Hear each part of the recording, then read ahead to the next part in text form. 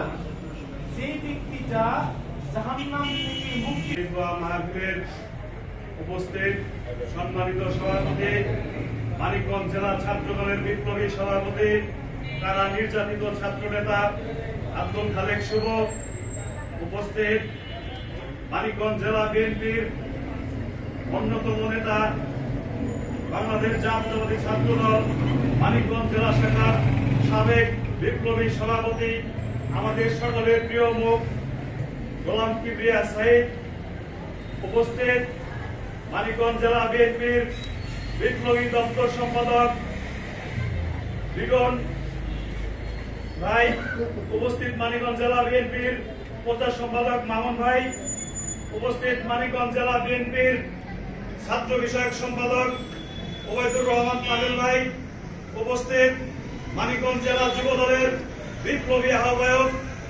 কাজী মুশতাক হোসেন শুভ ভাই এবং মানিকগঞ্জ জেলা যুব দলের সংগ্রামী সদস্য সচিব তৈনুর রহমান তৈন ভাই, উপস্থিত আছেন মানিকগঞ্জ জেলা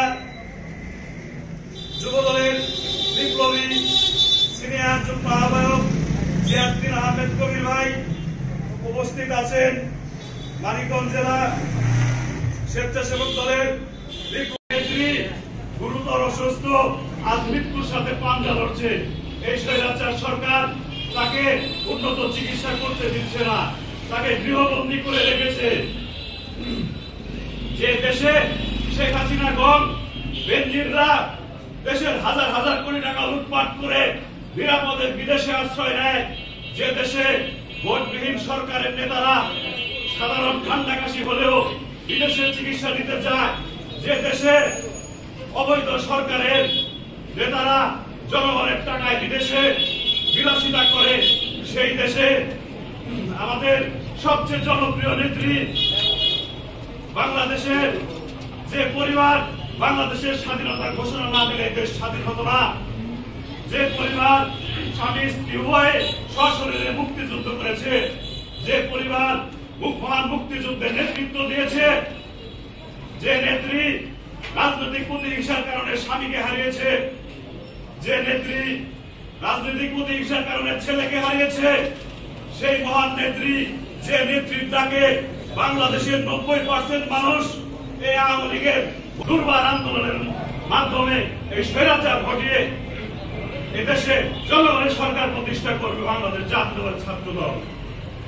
সর্বশেষ আমি দেশনেত্রী বেগম খালেদা জিয়ার সুস্বাস্থ্য এবং দীর্ঘায়ু কামনা করি এবং আমাদের মানিকগঞ্জ জেলা বিএনপির নিবেদিত প্রাণ, জিয়া পরিবারের নিবেদিত প্রাণ, মানিকগঞ্জ জেলা বিএনপির বিপ্লবী সভাপতি আফরোজা খান গীতা আমার মমতা মহিমা গুরুতর অসুস্থ, তার জন্য দোয়া করব এবং আমরা বাংলাদেশের সকল মানুষের দীর্ঘায়ু কামনা করব, এই আশা ব্যক্ত করে আমি আমার সংক্ষিপ্ত বক্তব্য শেষ করছি। বাংলাদেশ জিন্দাবাদ, বাংলাদেশ জাতীয়তাবাদী ছাত্রদল জিন্দাবাদ, শহীদ রাষ্ট্রপতি জিয়াউর রহমান অমর হোক, দেশনেত্রী বেগম খালেদা জিয়া দীর্ঘজীবী হোক, দেশনায়ক জনাব তারেক রহমান জিন্দাবাদ, আমাদের প্রিয় অভিভাবক আফরোজা খান রীতা আপা জিন্দাবাদ। ধন্যবাদ সবাইকে, আসসালামু আলাইকুম। সংগ্রামী সাথী, আমি এই পর্যায়ে আপনাদের মাঝে বক্তব্য রাখার জন্য আহ্বান করছি বাংলাদেশ জাতীয়তাবাদী ছাত্রদল মানিকগঞ্জ জেলা শাখার বিপ্লবী সভাপতি, কারা নির্যাতিত ছাত্র নেতা জনাব আব্দুল খালেক শুভ ভাইকে আপনাদের মাঝে বক্তব্য রাখার জন্য অনুরোধ করছি।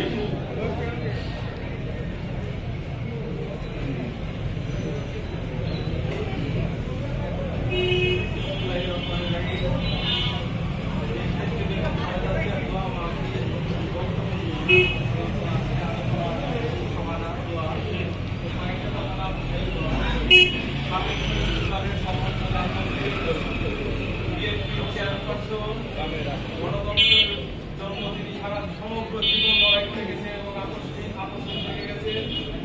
সে আমাদের মা দেশ নেত্রী এবং খালেদা জিয়ার সুস্বাস্থ্য এবং দীর্ঘায়ু কামনায় আজকে কেন্দ্র ঘোষিত কর্মসূচির অংশ হিসেবে মানিকগঞ্জ জেলা ছাত্র কর্তৃক আয়োজিত আজকের এই দোয়া মাহফিলে উপস্থিত বিএনপি, যুবদল, স্বেচ্ছাসেবক দল, ছাত্র দল ও সকল অঙ্গ সংগঠনের নেতৃবৃন্দ, সবাইকে আমি আমার ব্যক্তিগত পক্ষ থেকে এবং আপনাদের যে প্রিয় সংগঠন বাংলাদেশ জাতীয়তাবাদী ছাত্র দল মানিকগঞ্জ জেলা শাখার পক্ষ থেকে ধন্যবাদ জানাচ্ছি।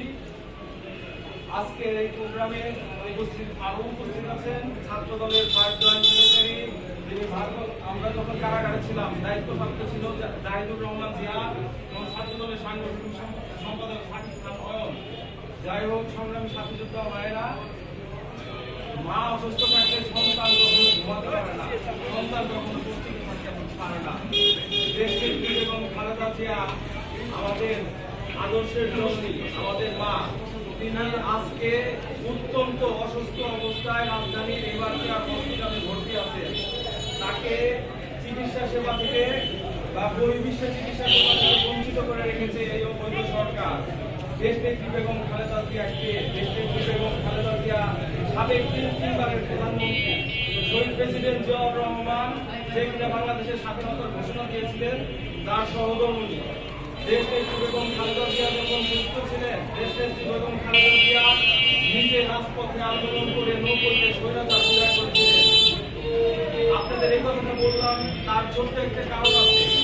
মা যখন সন্তান যখন ছোট থাকে, মা তখন দায়িত্ব নিয়ে সেই সন্তানদেরকে লালন পালন করে বড় করে। মা যখন বৃদ্ধ হয়, মা যখন অসুস্থ হয়, তাদের সন্তানের মার প্রতি অনেক দায়িত্ব রাখে।